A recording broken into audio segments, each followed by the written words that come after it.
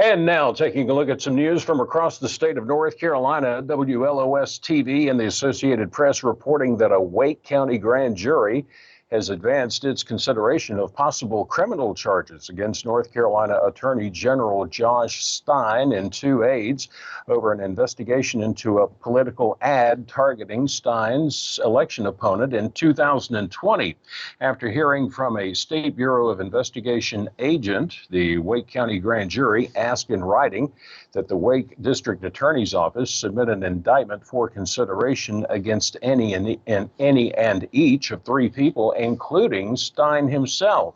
The Democratic Attorney General, his 2020 campaign manager, and a former campaign manager were identified in Monday's presentment document signed by a jury foreperson. Now, they have not been charged with any crime. Stein, a potential 2024 candidate for governor, lashed out in a statement at what he called a nonsense investigation. Now, the investigation stems from a State Board of Elections complaint filed in the fall of 2020 by Stein's Republican opponent, Forsyth County District Attorney Jim O'Neill.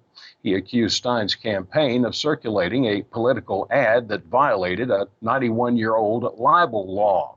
The O'Neill campaign said that Stein's commercial, which accused the O'Neill of letting more than 1,000 rape kits go untested, was false and derogatory because police, rather than prosecutors, are responsible for testing the rape kits.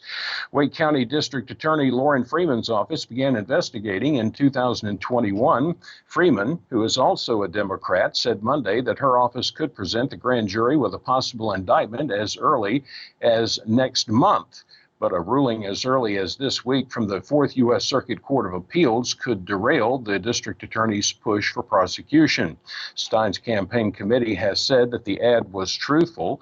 Now, Freeman has recused herself from the case, citing her working relationship with O'Neill and Stein, and gave it to a senior assistant in her office. Stein's campaign committee asked the appeals court last week to issue a preliminary injunction blocking enforcement of the state law, while the committee and other plaintiffs seek to strike it down as unconstitutional. U.S. District Judge Catherine Eagles refused last week to grant that injunction. Now, dating to at least 1931, the law makes it illegal to deliberately disseminate a false derogatory report that could harm a candidate's chance of election. The misdemeanor for violating the law carries a penalty of up to 60 days in jail with up to $1,000 in fines, but someone with an otherwise clean criminal record would avoid serving time if convicted. Any criminal charge against Stein or an aide could possibly harm the Democrats' election prospects.